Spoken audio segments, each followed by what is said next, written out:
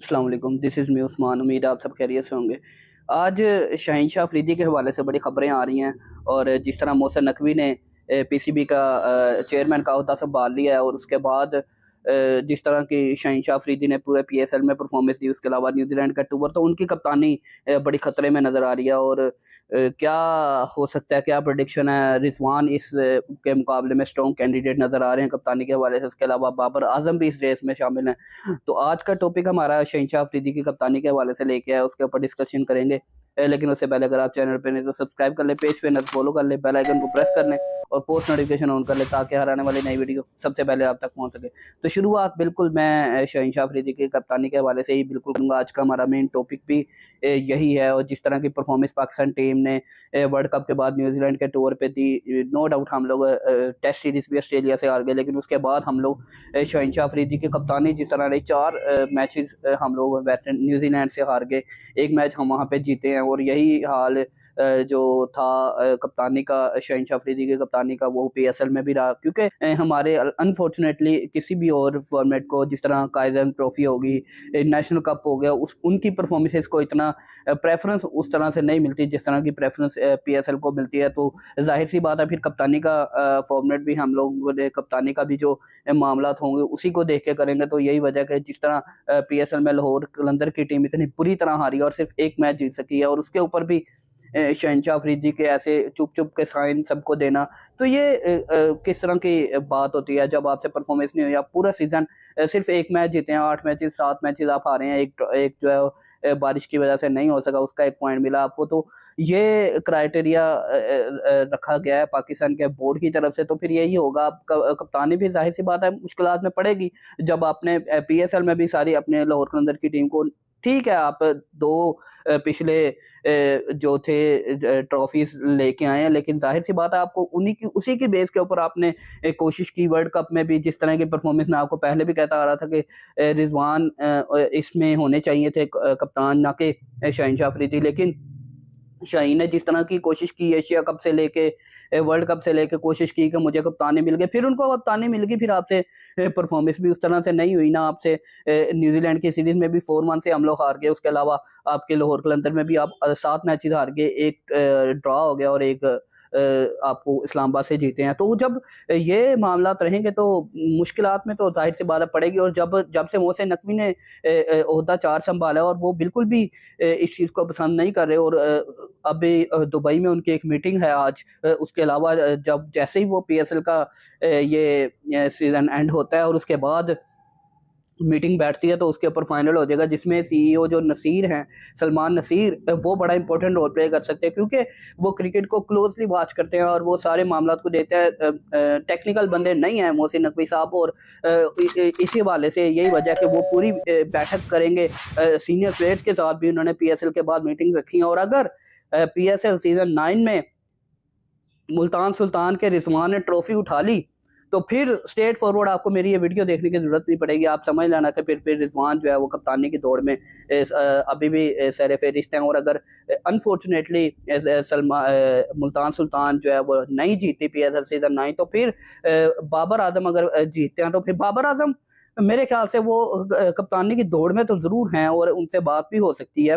और वो बोर्ड हमारा चाहता भी है। लेकिन मेरे ख्याल से बाबर एक लय में आ गए और एक फ्लो में आ गए हैं। जिस तरह उनकी 2023 में बैटिंग रही है वो टेन्योर उनका वो जो खत्म हो गया, लेकिन आउट ऑफ फॉर्म जो थे वो अब इन फॉर्म हो गए। 2024 उनके लिए बड़ा अच्छा साबित हुआ था। मुझे नहीं लगता कि बाबर आजम जो है वो कप्तानी की दौड़ में जाएंगे। और हालांकि स्ट्रॉन्ग कैंडिडेट हैं, लेकिन रिजवान इस दफ़ा टॉप पे जा रहे हैं और जिस तरह की रिजवान ने कप्तानी किया, मैं कहता हूँ कि लाजवाब है।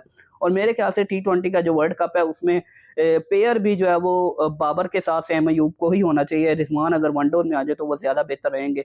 और अगर कप्तानी के हवाले से बात की जाए तो बाबर अब खुद भी नहीं चाहेंगे और मोहसिन नकवी भी नहीं चाहेंगे, क्योंकि वो कह रहे हैं कि इनको एक बड़ा कप 50 ओवर का दे दिया, 2 एशिया कप दे दिए, 2 T20 वर्ल्ड कप दे दिए। बाबर ने खुली डुली कप्तानी किया, लेकिन अब रिजवान के ऊपर वो रिलाय करना चाह रहे हैं। मोहसिन नकवी की ये लग रहा है, अभी तक की जो गट फीलिंग आ रही है, उनकी जो करीबी जो दोस्त से सोर्स कर रहे हैं वो यही कर रहे हैं कि अगर मुल्तान सुल्तान जीत जाती है तो फिर तो कन्फर्म है ना कि रिजवान ही कप्तानी करेंगे, और अगर नहीं तो फिर थोड़ा बहुत बहस हो सकती है कि शायद शाहीन शाह अफरीदी को एक चांस दे दिया जाए कि वो कप्तानी को थोड़ा सा उनको एक दफ़ा चांस मिल सकता है। लेकिन अगर रिजवान ने ट्रॉफी उठा ली 2024 PSL सीजन 9 की, तो फिर तो बहुत मुश्किल है, फिर तो रिजवान ही कप्तान होंगे। और अगर नहीं भी जीतते रिजवान तो फिर भी स्ट्रॉन्ग कैंडिडेट रिजवान ही हैं, जिस तरह की उन्होंने पूरे PSL में कप्तानी की है और अपनी टीम को टेबल के ऊपर एंड के ऊपर फर्स्ट पे लेके जाए, और शाहीन शाह अफरीदी जो बॉटम में रहे हैं।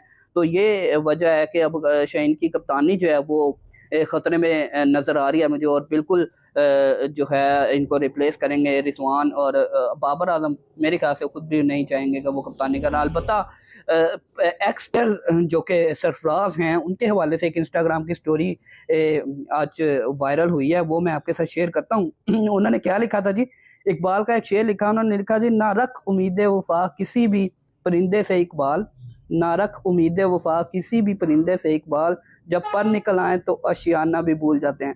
तो इसका क्या मतलब है? सरफराज को चांसेस कम मिले हैं, या सरफराज अपनी मैनेजमेंट के साथ ना खुश हैं, क्या मामला चल रहे हैं? अगर मैं थोड़ा बहुत अगर कोशिश करूं इसको एक्सप्लेन करने की, तो मेरे ख्याल से वो यही है, शायद वो अपने प्लेयर्स के साथ नाराज़ हैं, जो टीम में मेंबर्स थे उनके साथ, तो पता नहीं क्या। लेकिन अलबत्ता कोयटा की टीम जो है वो इस दफ़ा फील्डिंग में जब सरफराज को नहीं खिलाया तो ऑफ कलर नजर आई है, और उस तरह से सरफराज को चांसेस, ठीक है चांसेस दिए गए हैं सरफराज को, लेकिन वो सरफराज भी कोई भी बड़ी इनिंग खेलने में नाकाम रहे हैं। और यही वजह है कि सरफराज ये कह रहे हैं कि पर निकल आए तो बंदा भूल जाते हैं। तो वो सरफराज का गिला भी जायज़ है, लेकिन सरफराज को चांसेस भी तो उसी तरह मिले हैं।